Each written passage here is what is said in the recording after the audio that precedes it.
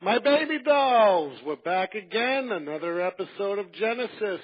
As always, I am your host, the man with the plan. Well, he's on hiatus for a while, but he'll be back, hopefully, Mark Weiss, by the end of June. He's been busy at work, but I am your host, Ian Kahanowitz, and today we got another great show on baseball. And if you're a Red Sox fan, you're even going to like it even more. We're talking about Red Sox Nation, and we'll be talking about the impossible dream season, the 67 Red Sox, and what many consider the birth of Red Sox Nation. And we got author Crehan on, who wrote this fantastic book, and he interviewed about 20 of the surviving and deceased folks that came from this team, and I know Dick Williams died a few years ago, but he was able to talk to him, and he was able to talk to family members, and 14 player profiles are carefully analyzed, and it's just a great book because of the intimacy of Herb sitting down with these players and just going through it. It's a fantastic book. Anyone who is a baseball history fan should go out and buy it. You don't have to be a Red Sox fan because the book is eye-opening, and it gives a lot of insight to a Red Sox nation, which before 67, even I was surprised to see the low turnouts every year from mediocre teams. It looked pretty much like the team was going to die, literally, almost like it did back in the early 20s and 30s until Yawkey saved the team back then. But it's really an eye-opener. Of course, it's coming upon the heels of the 50th anniversary of this team. A must-read, especially if you are a Red Sox fan or if you just love baseball in general. As all of you know, I'm a die-hard Yankees fan, and at 67, I always speak to my good buddy, Fritz Peterson, who was one of the pitchers on the New York Yankees, along with Mel Stoudemire, Whitey Ford, and Al Downing. And they finished, I believe, last that season. And just the whole season is just incredible. You had the Twins, you had the White Sox, and you had the Sox, the Red Sox, all vying to win the American League. And in those days, you didn't have championship series. That would come 2 years later in '69. But an incredible season, a season that no one expected the Red Sox to do this one. Not even the Sox manager, Dick Williams, who we'll get into with Herb. But, it really was an impossible dream season. Of course, I wasn't around back then, but again, I always say, hey, 2004, that was an impossible dream. Not only coming back from 3-0 in the American League Championship Series, but to do it against the hated New York Yankees and to overcome the year before when the Yankees, Aaron Boone, put the Yankees into the World Series by hitting that home run off of Tim Wakefield in the American League Championship Series. Not only that, but to go on and sweep the St. Louis Cardinals for the Red Sox's first World Series championship since 1918. And, of course, as I mentioned before, we got Herb Crehan, and Herb is a recognized authority on Boston baseball history. Now in his 22nd season as a contributor writer for the Red Sox official program. He's also a publisher of a Red Sox history website, and that is the BostonBaseballHistory.com. I implore everybody to go to this site because you will find a lot of information. Again, I love books. If you love books and like reading, fine. If you just want a little overview and to take 15, 20 minutes out of your time to learn something, there's plenty of stuff to learn. Without any further ado, welcome to the show, Herb. Well, thank you, Ian, and thank you very much for those kind words. Well, it's anything to do with history of the game, history in general. It's important. And, when we speak about Red Sox Nation, first of all, that phrase wasn't coined until well later, and I think it was done by what was his name on the globe? Nathan, I believe his name was, and I think that why was 1967 the beginning of what we now know in New England as Red Sox Nation? And I'll tell you what, that's a loaded question. Let's see what came before 67 and what Boston baseball was like. Well, for many years, in fact, for 52 years, Ian, we were a two-team city. And a lot of people do forget that. But the Boston Braves and their predecessors actually have been around for 30 seasons when the Red Sox were founded in 1901. And I like to tell people the Red Sox have dominated the first 2 decades of every century, because if you go back to 1903, the first World Series, 1918, the fifth of 5 World Championships, and remember that the 1914 Miracle Braves fit in there as well. For those 20 years, for the 2 decades, we were the baseball capital of the world, and then obviously we had our ups and downs, and here we are again, 2 decades into a new century, and we've got 3 championships, and I think we have a chance for at least one more. 2 would be twice as good. And Herb, what people don't understand, because if you don't look back, the Red Sox made the World Series in '46. Again, Bobby Doerr, Pesky, Williams, DiMaggio, Dom DiMaggio, they all came back from the war and helped the Red Sox get to the World Series against the Cardinals. Of course, they would lose in 7 like they would do the next 3 World Series that they would be in. But if you look at the World Series teams, 46 was the Red Sox. 48 was the Boston Braves when they played Cleveland, and they were only 5 years away from leaving Boston to move to Milwaukee. Even 49, the summer of 49, in that great book by David Halberstam, the Red Sox and the Yankees pounded it out to the last day of the season, and in 50 they even had a chance if the Yankees weren't as good as they were. And I think, if I'm not mistaken, Williams got injured in 50 for the second half of the season, which that's right. In the All-Star game, making a fantastic catch of all things. Yeah, and so, but after that, again, he goes to Korea, and when he comes back, it's a mediocre team until 67. But my question to you is, why didn't Red Sox Nation begin with Bobby Doerr, with Ted Williams, with Dominic DiMaggio, and Johnny Pesky, collectively known as the Teammates, which really excited fans up here in the 40s and early 50s? Why didn't it begin then? Why wasn't the frenzy like that at that particular time as it was in 67? Well, Red Sox Nation is meant to tell the story of a team that's followed in all 50 states and beyond. And that's certainly their reach, and if it was not the case before 2004, it sure has been ever since. You go back to 1946, and you had a more evenly distributed kind of power, and we're just on the cusp of the Yankees' domination for the next almost 20 years, of course. But before then, you had more of a balance, and I think probably the Cardinals Nation might have been the forerunner. In the sense that with radio station KMOX, they blanketed the Midwest, they blanketed the Southeast and the South. Whenever I interview an old-time ball player who grew up in Mississippi or really anywhere in the South Midwest, they all were Cardinals fans because that was the radio station that they got.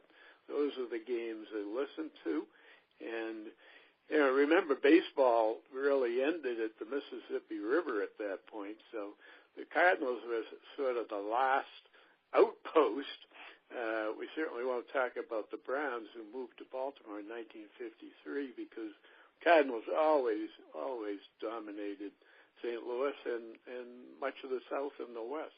So they really were not a national team at that point.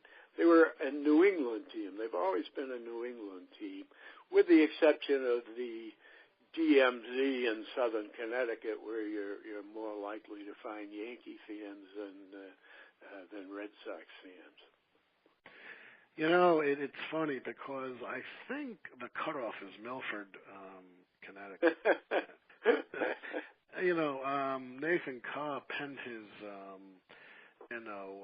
phrase Red Sox Nation in an October 26, 1986 Globe story, the baseball border war. Again, the Mets and Sox were in the World Series. I remember it well. In fact, I wanted Boston to win. That's how. Because you're a Yankee fan, sure. And if you like the Yankees, you hated the Mets. It's a two-team rivalry, and so I had no idea about Red Sox Nation. Like, but Roger Clemens, we all knew. We all knew about Wade Boggs, both of them would become New York Yankees and win championships with them. But I wanted Boston to win. I loved McNamara. I thought he had a great team. The whole thing with Bill Buckner. Bill Buckner. And, people, he was tough as nails, and he had a great illustrious career as first base. Unfortunately, that was the water benchmark that people remember him from, but he was a great That's right. Ian, I've interviewed most of the key players from that 86 team, whether it's Jim Rice or Roger, most of them, and they, to me, and they all say, everybody talks about Bill Buckner. Here's a direct quote from Dwight Evans. We left 14 men on base. You don't win a world championship when you leave 14 men on base.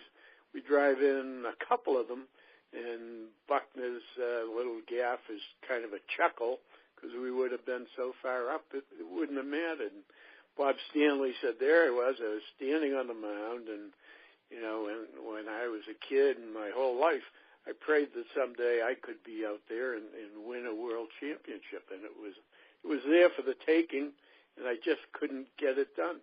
And forget Buckner, you need a scapegoat. How about me, Rich Gedman, and on and on and on. There's not a single player on the team that thought Buckner as a scapegoat had any merit at all. But you know what? It was funny. I was speaking to Eric Sherman the other day. He wrote the book on the 30th anniversary of the Mets, and he got to interview Buckner. And, Buckner, a lot of people said, look, the same month I moved up here to Andover, Massachusetts, he moved back to his farm in Idaho. But Red Sox fans still harassed him even 7 years after the unfortunate error that went through his legs by Mookie Wilson. Yeah. And if I could, Ian, boy, I'd like to correct a misconception. And it says something about the media and how they like a easy, simple story, even if it's not the truth. Bill Buckner told me that when he was a kid, he grew up in a fairly poor surroundings in Central California, but he had an uncle who had a farm in Idaho, and every summer they would go out and stay with the uncle for 10 weeks, and he said, that was the highlight of my year.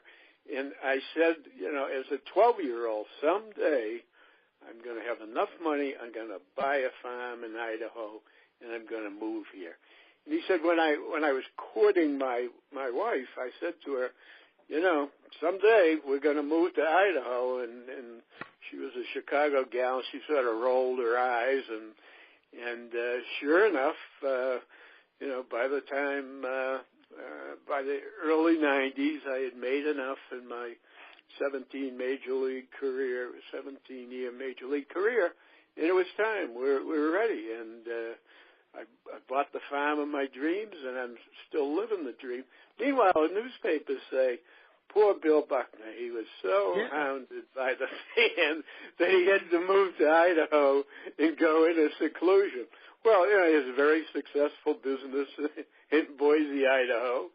He's at all the football games. Everybody knows him. I mean, again, it's an easy story. It's kind of has an element of pathos to it. So the writers say, hey, here's people talk about fake news. That's about as fake as it can get. All I had to do is ask Bill Buckner, which is what I did, and you'd find out the real answer. Yeah, and you know what's ironic too? Him and Mookie go on tour together. And they signed that famous picture. You see the ball going through his legs, and hey, they made money off of it. But Red Sox Nation, again, it just shows you that kind of dedication and that kind of hurt that they experienced. If there ever was a curse of the Bambino, which I'm not quite sure. In your opinion, do you think there really was a curse of Babe Ruth? Absolutely not. Here we go. Another myth we got to get rid of right now, Ian, right this very minute. Because the reality is the Babe, and he's been in Boston for a few years. In fact, he owned a little farm about 5 miles. I'm sitting in Natick. He had a farm in Sudbury, and he was just larger than life. And, you know, from his point of view, Boston was where you tried out the plays. New York was Broadway, and he was really, really stifled being here in Boston. He was thrilled to be on the big stage. He was thrilled to have the opportunity to have a dozen newspapers covering his every move, and thrilled to finally make some serious money because he was unappreciated in Boston for his charisma. So the whole curse is around the theme that he was so upset about being sold to New York that he cursed the franchise. He said thank you and left town on the first train. So the short answer is no. There was never any curse of the Bambino. God bless Dan Shaughnessy. He made a lot of money, and it was kind of a fun story at first, but that was among the silliest things. That's certainly sillier than the Bill Buckner myth. Yeah, and you know who I had on my show last month who did a great story. He wrote the book of the Selling of the Babe, Glenn Stout. Glenn Stout's a great guy. I've known him for 30 years. Yeah, he's going to be on my show again next month. Yeah, I have everybody. I'm blessed. I have everybody. I have everybody like you and all these great writers, and I'm thinking about doing a book with, if it comes to fruition, Gerald C. Wood, who wrote the biography of Smokey Joe. Oh, wow. Good for you. You should do it. Yeah, just the few names you've mentioned, Ian, you have the truth tellers as opposed to the popular media who are pretty happy to perpetuate whatever story is easy to write or easy to sell. Well, and the thing is, not a lot of folks know about the Ty Cobb speaker, and of course Speaker was here, but he was on Cleveland when this whole story broke in the 20s, 1926, about them gambling on a game and blowing the game. Yeah. And it's interesting you bring that up because I teach a course, Boston Baseball History, 1871 until 2013. And people don't appreciate between 1871, when the National Association was founded, and 1919 in the Black Sox scandal, the gambling aspect was what contributed significantly to the popularity of baseball. You would go to the old-time parks, and there'd be bookies off in the corner, and you'd wager on the over and under, who's going to win, and on and on and on and on. And very, very closely, there was no Foxwood, there was no lottery. In fact, there wasn't even horse racing. So the place to gamble was at the baseball park. Now, it had obvious conflicts, and from 1919 on, it became anathema. But, the first 50 years were built largely around gambling. Oh yeah, and you know what? And Ed Acorn is gonna be on my show. He's down in Providence. He's the Days of Whiskey and Baseball, chronicling the 1873 season. But what people don't understand that baseball was a different game during that time. Yeah, you had right. People who played the sport were rough. They were like carnies, They were like people out of a carnival, a show. But with gambling, as it pertains to gambling, what people don't know is like, say Ty Cobb is going to come up. People in the stands like, I'm going to bet you $1 that he'll get a hit. I'll bet you $0.25 that. But that's what was going on. And you'll get a kick out of this. Until 1967.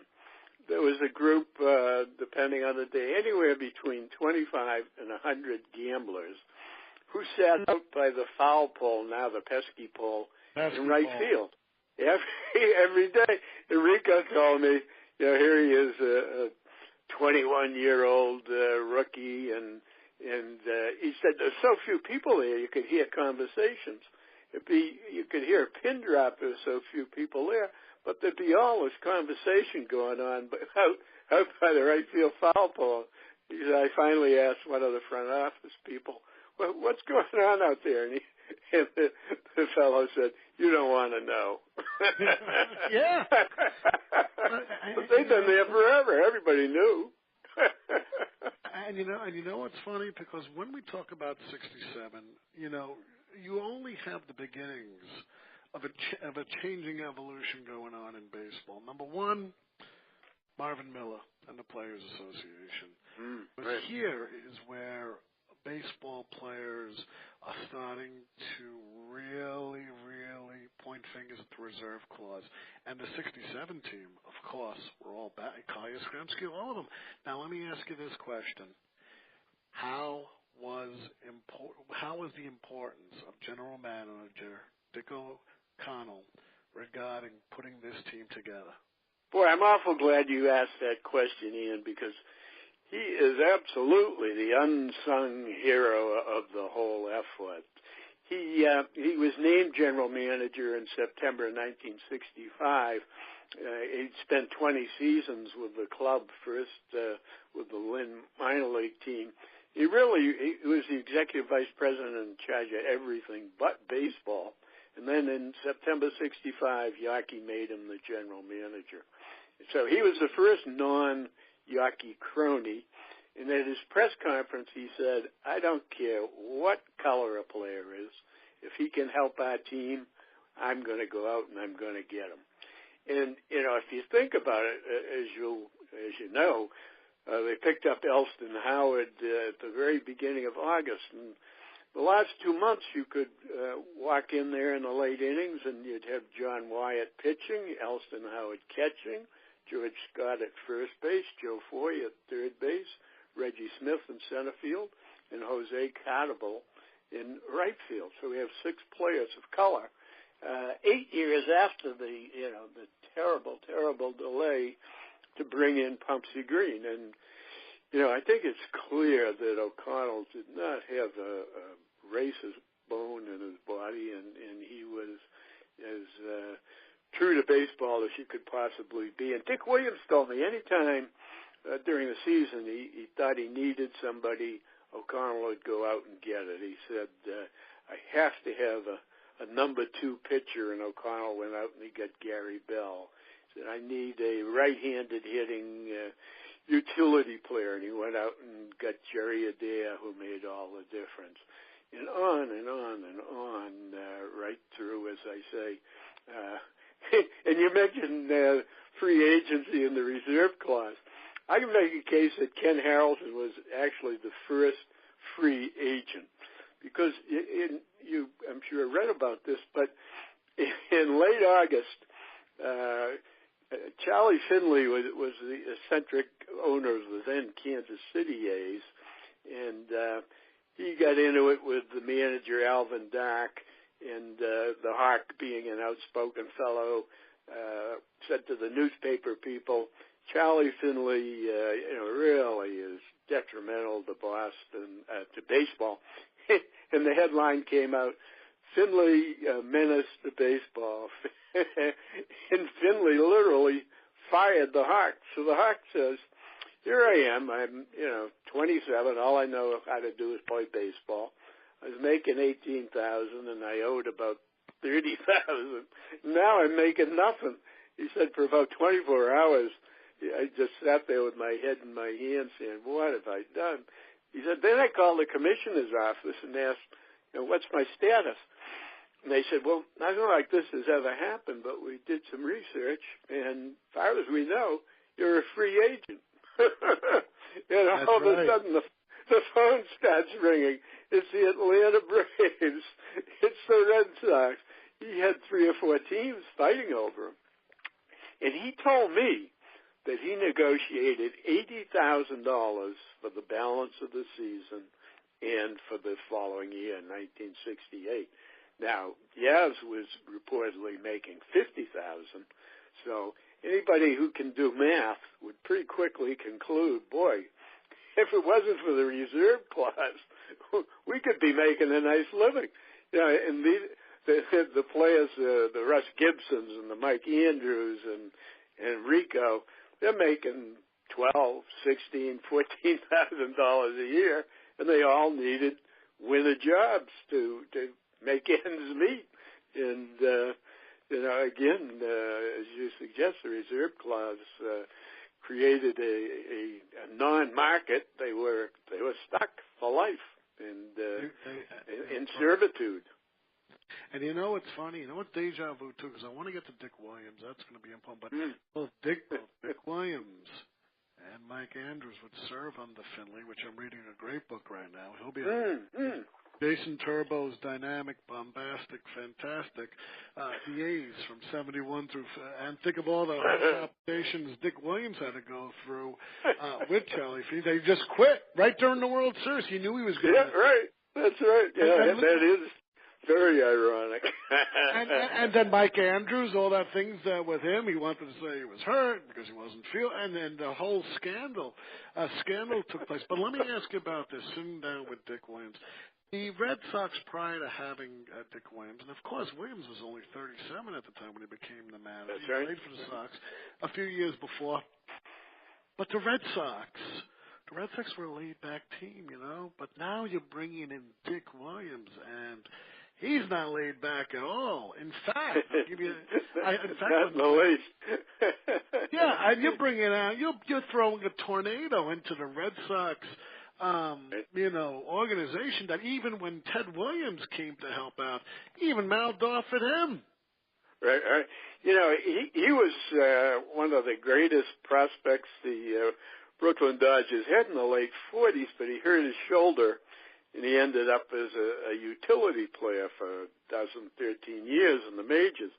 And he told me somewhere along the line he realized he was never going to be a regular.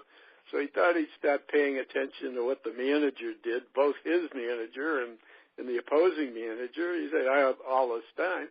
Now, he finishes out his career with the Red Sox at, kind of the low point in a lot of ways, 1963 and 1964. And he told me, he said, I looked around and I could see it was a country club. People cared more about their tee times than they cared about winning the baseball game. And he said, boy, if I ever get a chance, I'm going to turn that upside down. So he goes up to Toronto and he manages the Maple Leafs to 2 Calder Cups, 65, 66. In September 66, Dick O'Connell announces that Dick Williams is going to be the manager of the Red Sox in 1967. And Williams said, I was just determined to totally change the culture. And, famously on the first day or second day of spring training, Dennis Bennett shows up about a half hour, 40 minutes into the first meeting. And he says he's late because he never got his call from the telephone operator, and Williams said, well, I'll fix that. He called the telephone operator at the Holiday Inn, Winter Haven, and said, call everybody at 7 a.m. He said, well, the spring training starts at 9, so if everybody gets called at 7, I'm sure nobody's going to be late. And, people like Rico Petrocelli and Mike Andrews and Gibby, they all said they liked it. They didn't want to be part of a losing ball club, and they could see that Dick was totally changing the culture. Now, he was a taskmaster, and in fact, Gary Bell said to me, we were the most united team in the history of baseball, united in our hatred of Dick Williams. Yeah. He said, I'm only half kidding. And before I interviewed Dick, and I did get to interview him a couple of times, I had done a lot of research, as I always do, and I picked up a quote from Tim Flannery, who played for Williams at the Padres, and he said, the first thing I'm going to do when I retire from baseball is get in my car and run over Dick Williams. And so I started off the interview with that quote, and Dick laughed, and he said, yeah, a lot of the guys who played for me felt the same way, but you know what? They all cashed their playoff checks. Reggie Jackson was one of them. I mean, right. Jackson, right. On the bottom. So he was a very different from what they were used to, and he just established a climate. In fact, at his introductory press conference, Yaz had been the captain for a couple of years, and Williams said, there's going to be one chief, and that's me, and everybody else is an Indian. And so they asked him, does that mean Yaz isn't the captain anymore? And he said, let me repeat.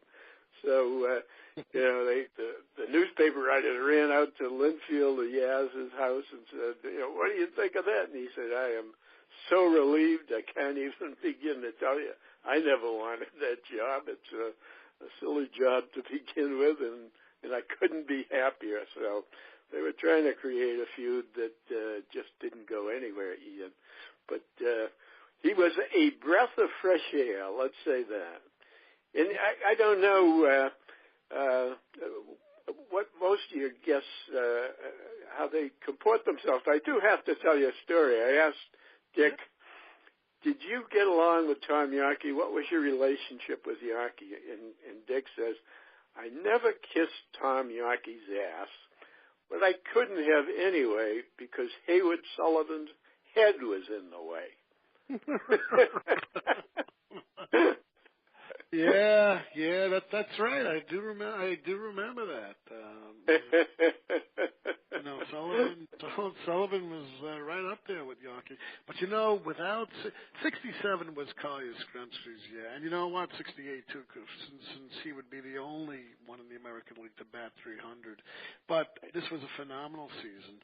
326 he batted. He batted 326, 44 home runs. Right. 121 runs. He was the Triple Crown winner, and there would not be another Triple Crown winner in the American League until Miguel Cabrera in 2012, so 45 years. But what astounds me about Carl Yastrzemski, and you mentioned, he was one of the older people, and when you think about it, he had to replace a living legend in Ted Williams. Right, and I watched that, lived through it, and I think I can speak for your typical Red Sox fan.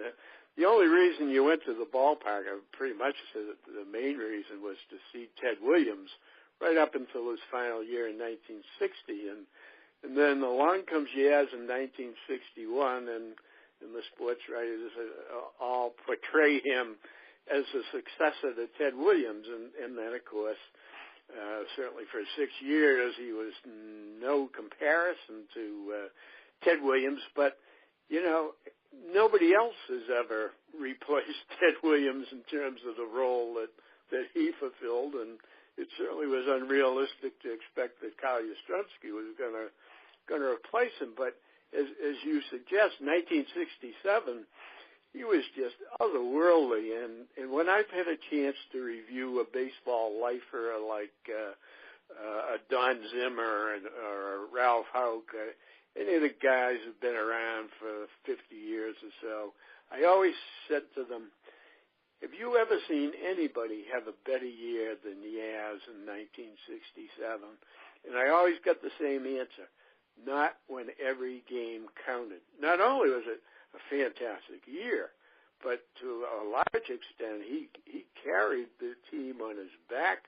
You know, if you look at the last 12 games of the year where every game was crucial, he hit .522. Now, how in the world do you hit .522 when you've got nobody else in the lineup behind you to protect you? Because poor Tony, as you know, was hit on August 18th. Mm-hmm. So a month later, he come down to the wire, and this Yaz hitting .522 and time after time.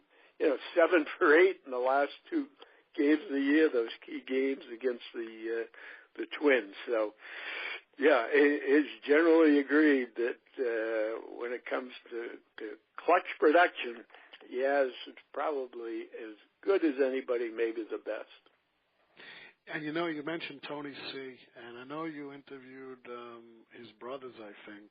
Right, Billy and Richie. Yeah. Billy, who, of course, played in the same outfield with Tony, right? Yeah, and people don't realize how important Tony C. is. In fact, he showed so much promise that people were talking that his numbers were going to be better than Ted Williams. It's like, right. You know, right. Yaz is taking 6 years, but Tony C., man, he's going to be it. And it's just tragic what happened. Let's talk about Tony C.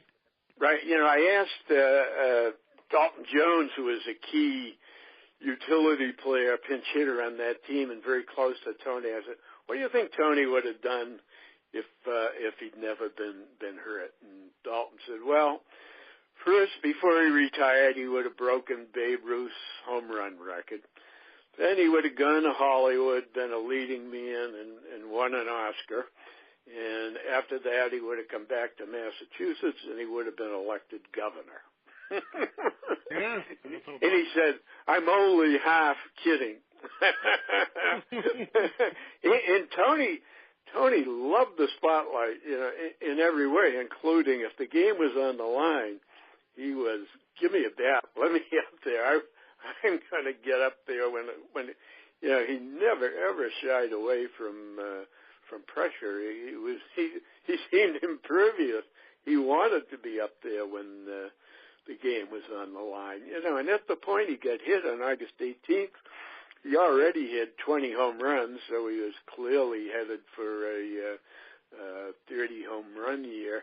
And it was just about a month earlier with his home run in Cleveland that he had become the youngest player in American League history to reach 100 career home runs. And so, you know, his potential was unlimited. It sounds a little bit like a cliche, but, boy, here's a case where it's really true, Ian. No, yeah, I mean, absolutely. It's, you know, Tony C. would have had a long and illustrious career. Unfortunately, he died, he was, 45 years old in 1990. Yeah. Too many of them died too young. There were 39 players on the roster, you know, ranging from Ken Brett, who appeared in one game, to Yaz, who was in 161. And unfortunately, 14 of them have passed away, which obviously means 25 have survived to this point. But too many of them died. Yeah, Tony was 45. Elston Howard died at 50. Jerry Adair the same. Joe Foy, tragically at 46. Too many of these 14 former teammates who have passed away, too many of them were too young by far. They were. And let me ask you something. You know, besides Yaz, you know, the Sox were building a nice little, you know, support for Yaz, if you want Tony C. But I know you love talking to Rico Petrocelli. He was really coming up, and he made the All-Star team that year with Yaz. Yes. And, you know, he had, of course, already played 2 years for the Red Sox, 65, 66, but he literally was just a kid. He was 21, 22 years old, and And, it was a little bit temperamental, a little bit overly sensitive perhaps. But this shows you another side of Dick Williams.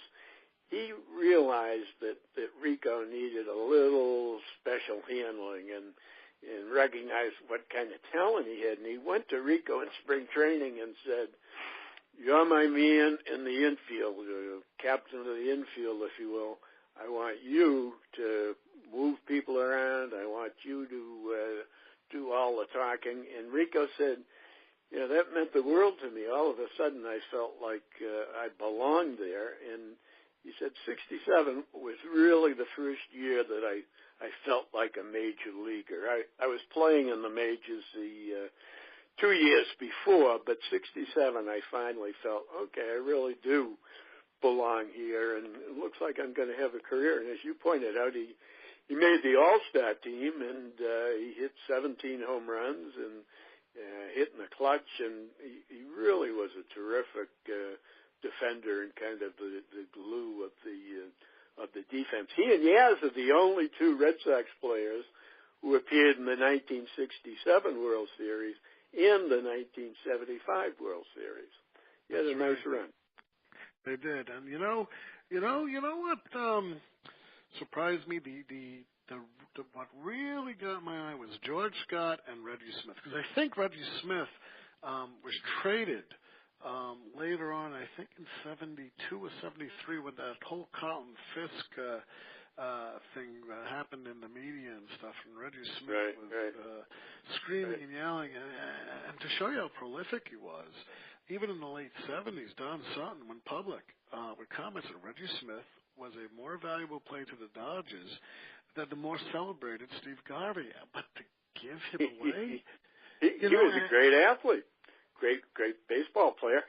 He was offered a football scholarship to USC. Grew up in the Los Angeles area, and he was the oldest of a fairly large family that wasn't very prosperous. The family had a little business of their own, and so he had to choose between a bonus to sign a minor league baseball contract or a nice scholarship to play football, and he picked baseball because he was able to give the bonus to the family and help them out. But that's the kind of athlete he was. And ironically, there's a real irony, both Reggie and Joe Foy were originally signed by the Minnesota Twins. They had them in the minor leagues for each of them for a year. And the rules were a little different back in the day, because it wasn't until 1966 that the amateur draft came along. And one of the rules was if you didn't protect a player after his first year, he was up for grabs. And the Red Sox grabbed both Reggie Smith and Joe Foy right out of the minor league system of the Twins.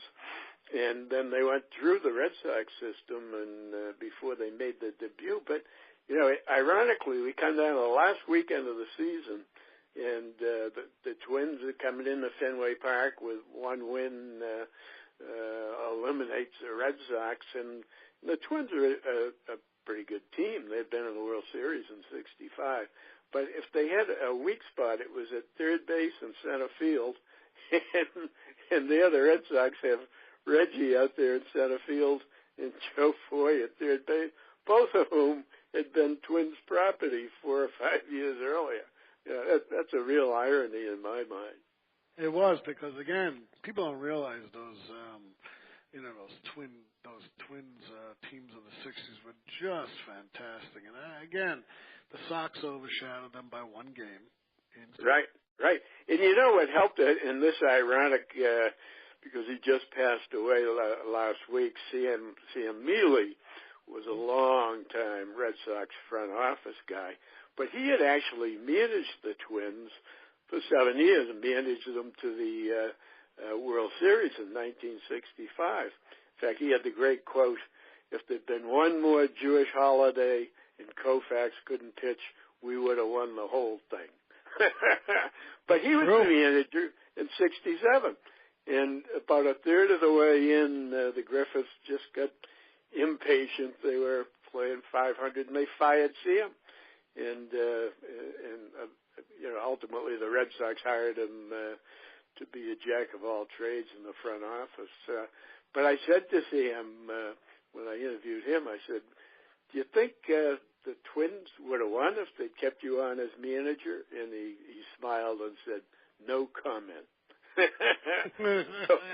I think it was pretty clear that Sam thought that Keller was no Sam Neely, and that he could have managed them to the championship.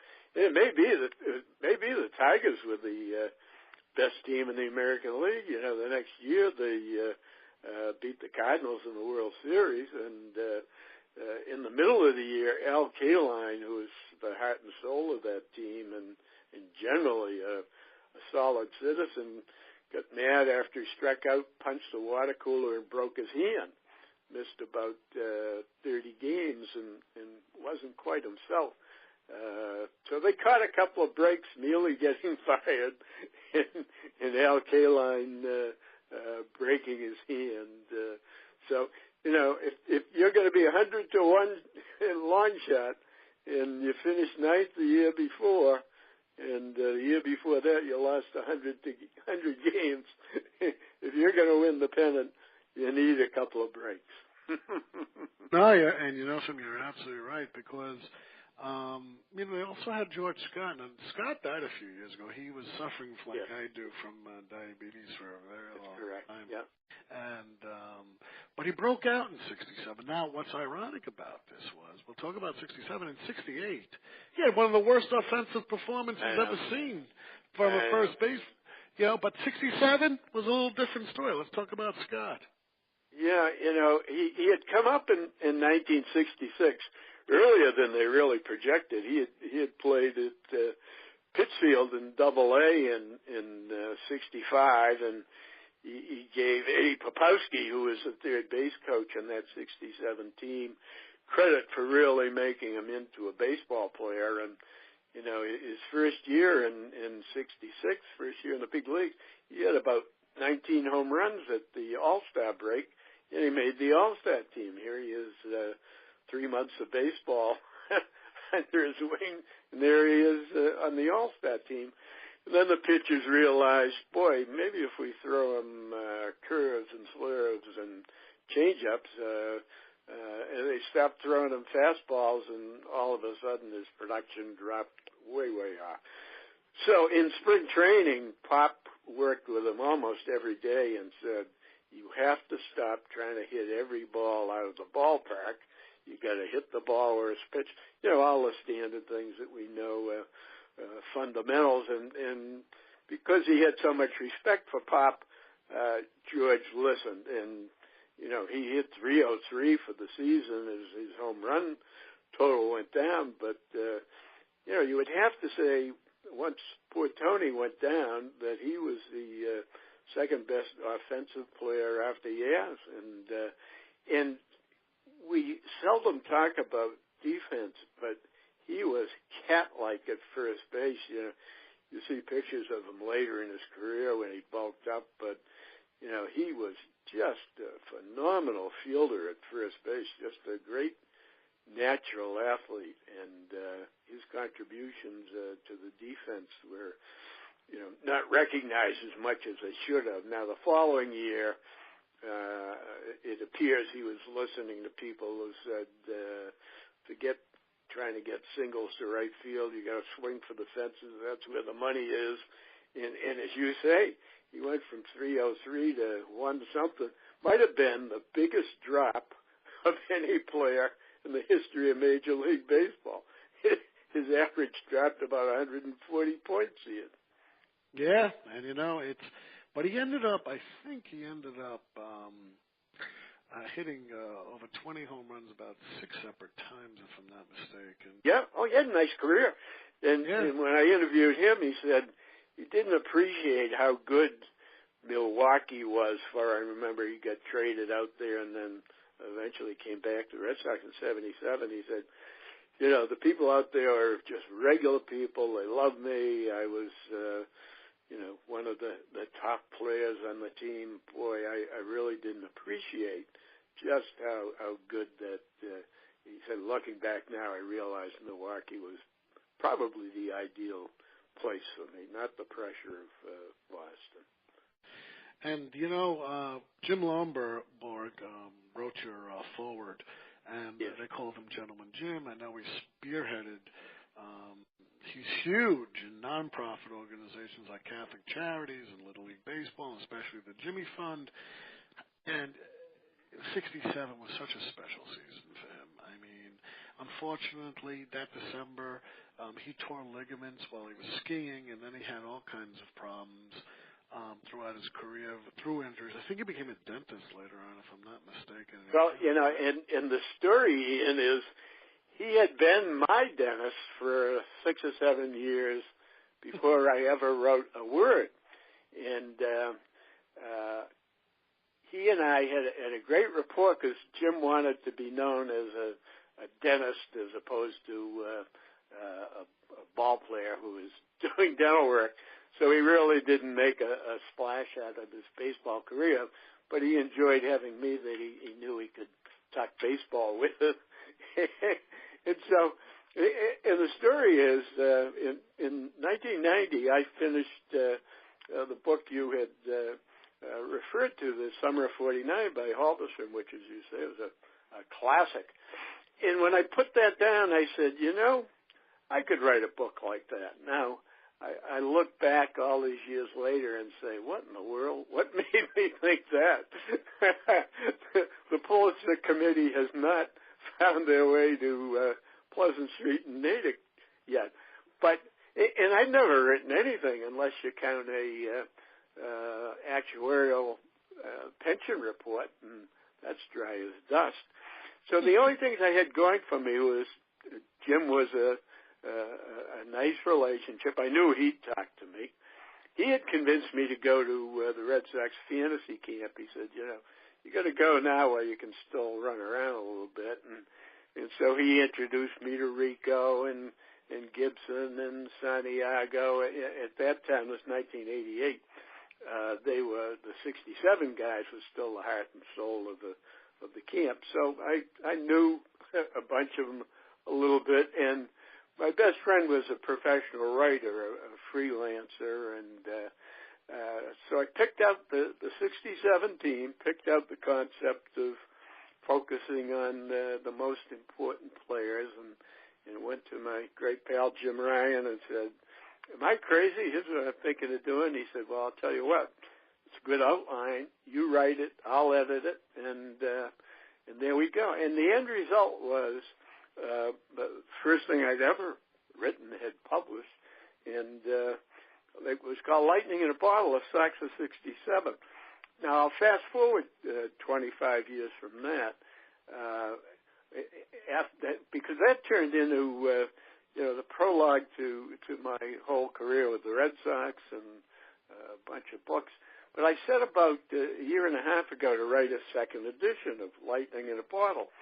Well, it turned out in the intervening 25 years, I'd interviewed, as you said, 20 of the players from the 67 team, Bobby Doerr, Dick Williams, and Dick O'Connell. And by the time I was through with the second edition, I had 4 new chapters. I had the foreword from Jim.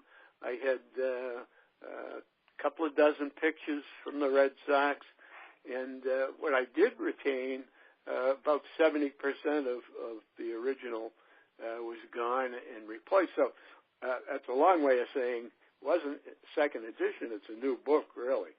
And so it's kind of ironic that the summer of 49 kind of inspired me, and my good pal Jim Ryan made it all possible, and here I am talking to you and all your good listeners all this time later.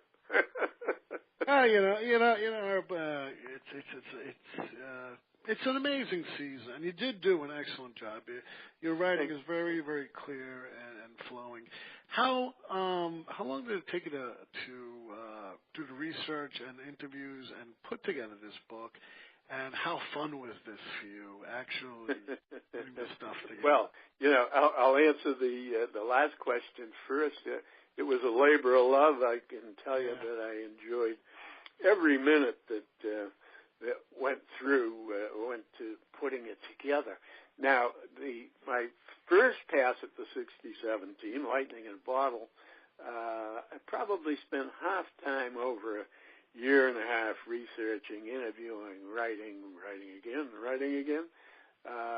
So, about 8 or 9 months if I'd done it full time. And in the version that you read, and the current version, I make a case it took me 25 years because during that time, writing for the Red Sox, I got to interview people I'd interviewed originally for a second, sometimes a third time. I get to the point where I wouldn't call them friends, but I would say I have close relationships with obviously with Jim and Rico and Jose Santiago has become a great buddy, and I've stayed in touch with them and got to interview most of them a second or third time, and even the folks who I didn't interview, I had met people like Don Seaburn and who passed away, also Gail and Cisco, and just to say hello and get to know them a little bit. So the short answer is 25 years, Ian. But and it's still ongoing. It really is an enlightening story because again, when you go through each chapter, it's a different month. You're like moving through the season. You're describing the history. You're not doing an A to Z timeline book in order. What you're doing is you're taking the season, putting it in, and at the same time working through the history of every one of these exactly players. And I do have to point out the summer of '49 kind of inspired me in the sense of, there are some similarities of the great season and telling it from beginning to end, but also the great book by Roger Kahn, The Boys of Summer, in which he kind of went back to how did they end up with the Dodgers in the first place, what did they do with the Dodgers, what became of them later. So I borrowed the best, I think, of those two books, and I wouldn't even for a second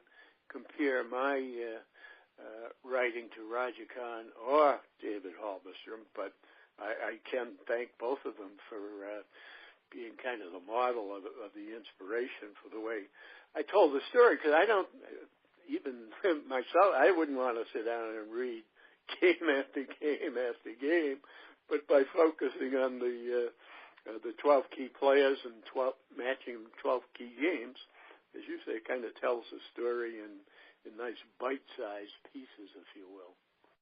Now, let me ask you one final question. We know they win the American League championship. There's no championship game. Back then, there's no playoffs. They go to the World Series, and they lose in 7 to a, if you want to call them a dynasty. They beat the Yankees in 64, 67, the Red Sox, and then they lost to the Tigers in 7 and 68. St. Louis. How was the feeling back here in New England when that team lost to the Cardinals? Was it disappointing? Was it like, hey, at least we got to the World Series? Dick Williams was like, well, we're not going to lose at least 90 games, that's for sure. But they had low expectations, but here they are, World Series. Yep, right. And it's a great question, and I'm going to tell you how the fans felt and how the players felt, because I talked to most of them in some depth. And they lost the first game. They lost game 1, 2-1. Gibson was practically unhittable. And Russ Gibson said, when the game was over, they said, wow, we got to get serious. He said, we won the pennant on Sunday. We spent 2 days celebrating. Game 1 is on Wednesday. and we're just really coming to grips with the fact that we're in the World Series. And as you recall, the Cardinals were big favorites, and I can remember as a fan and talking to other fans, we were just so grateful that they were in the World Series, and the final game of the year was so exciting. And as I mentioned at the beginning of our conversation, a lot of us had just gotten around to the point of not even thinking of our team being in the World Series anytime soon. And there they were. So Lonborg came through in Game 2 on to St. Louis. So they really are not a factor in Game 3 or 4. Looks like the Cats are going to take them in 5 games. And we all said, okay, well, yeah, it was a heck of a season. But Lonborg came through once more, wins Game 5. Gary Wozlewski becomes a folk hero, keeps them in the game in Game 6 that they win at home. And now it's Game 7. It's Columbus Day, and so everybody's watching the game and hoping. And, you know, fans and players were really, really disappointed to come that close. You know, if they'd lost in 5 or 6, we might have said, well, okay. But people really started to believe, you know, that the headline in the record from Dick Williams was Lonborg and Champaign. And the whole season had been so improbable that we thought maybe they're going to win. So it was really heartbreaking, too strong, but it was tough. Now Gibson told me the players were absolutely devastated. You know, there they are in the clubhouse, and you know, they're thinking we almost did it. We almost won the World Series. Nobody in the world thought we'd be there, let alone come this close. And he said, so for about 24 hours we were devastated, and I think the fans were as well. And then everybody woke up a day later and said, you know what? That was one hell of a run. Here we were, 100-1, come down to the last weekend, you know, unbelievably win the pennant in the last day of the season, and lo and behold, take the Cats to 7 games. That was quite a run, and Gibson said all of the players came around to that very, very quickly, particularly because the fans couldn't get enough of them. And the one last story, he was very close to Mike Andrews. Gibson and Andrews were great buddies, and Mike Andrews, when the season ended, the World Series ended, put his family in the car, drove 3,000 miles back to Los Angeles, his home, because he had a job waiting for him in the sports department of Sears and Roebuck, and he sure didn't need that money. And Gibby said about 2 weeks later, Russ called him and said, Mike, you got to get back here. He said, these people can't get enough of us. I'm out every night of the week, and I get a free chicken dinner and $50. So Mike piled his little family in his car, drove 3,000 miles back the other way, and 50 years later, he's still here. and you know what's iconic, and you know why a lot of folks are going to refer to your book as a source for any future writings on the 67 team is because of your primary sources and the interviews you conducted. Well, thank you. Yeah, and I thought, let's have the players tell the story. You know, I can write a little bit, Ian, you can write, but let's find out what they remember, what it meant to them. So, thank you for recognizing the primary theme. No, yeah, it's evident when you're reading it, and it's almost like, you know, you're almost there with the microphone, like Kiner's Corner in New York, you know, with the Mets. Hey, you know, after the ball game and stuff. Now, I'm going to end the show like this. The importance of the 67 team in New England forever changed Red Sox fans. Prior, you had a team that was pretty much dying. I mean, 8,000 people showed up to opening day. Today, you're lucky to get a ticket to the ballpark nevertheless on opening day, but any day. And I go to Fenway. I go to Fenway about 2-3 times a year. You know, I hobble along. My wife and friends help me along from, the train station over there and taking the Green Line in and going. And I always have good seats because my wife's boss gets a couple. But the frenzy, the religion, everything started from this year. And, of course, you were alive in this year. I wasn't. Tell me personally how things, as you've seen it, changed for Red Sox Nation. Well, the first thing that changed was the year before they had drawn 800,000 fans to Fenway Park. And in 1967, they drew 1.7 million, more than doubling the attendance. And, people just couldn't get enough of them. The next year, there were 1.9 million, and it's been not a straight line, but continued progression up to, a shot at 3 million fans every year. And all of that started with the 1967 team. Now, in the middle of June that year, Yaki gave an interview to Will McDonough saying, I can't keep losing money year after year. If the state doesn't build me a new stadium, I'm going to move this team. And he meant Oakland or some other faraway place. Now, everything changed shortly after that interview and with that dramatic finish and having such lovable guys. And it's one other point I really want to make. I do a lot of speaking to groups, Council on Aging, retirement communities, that sort of the Foxborough Historical Society, that sort of thing. And people 55 and over tell me again and again, 2004 is my favorite season. How could it be otherwise? The great comeback you alluded to, and 86 years of futility eliminated. But, and this is a big but, they say the 1967 team is still my favorite team. They make the distinction between the year, the season, the wonder, and the team. And I think a good part of that is because it was such a surprise, but also so many of these fellows have stuck around, and if they weren't from here, and Russ Gibson, Mike Ryan, and, of course, Tony C. were from here, but guys like Yaz, who grew up out in Long Island, Enrico in Sheepshead Bay, and we've got Lonboard from San Luis Obispo, and Mike Ryan and Reggie.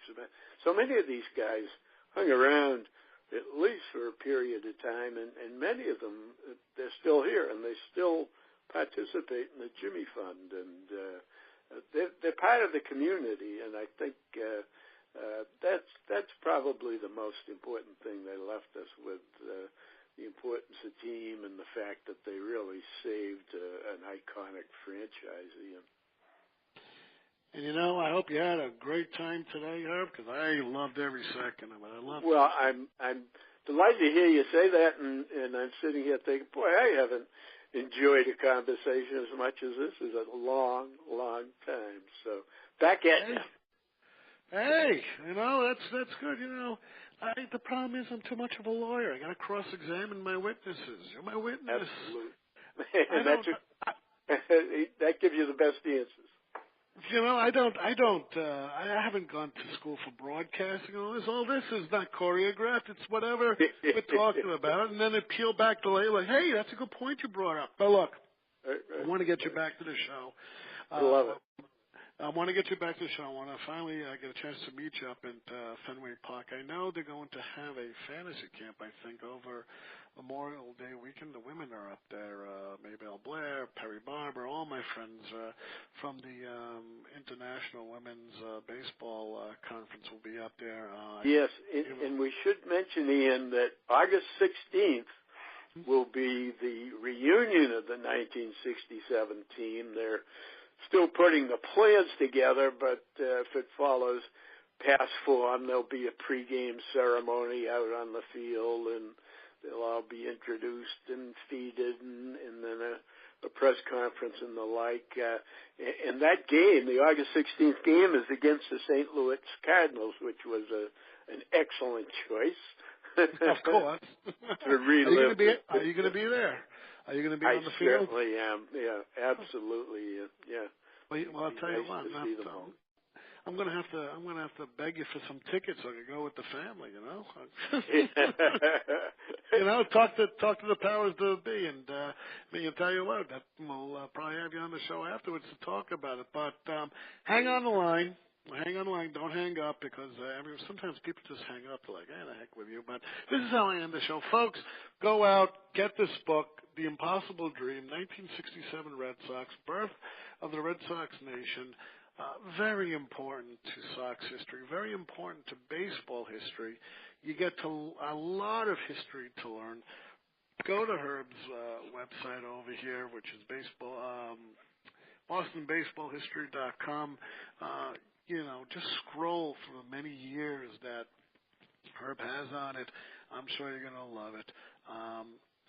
As always, I'm Ian Kahanowitz. Thank you, Herb, for being on the show. My pleasure.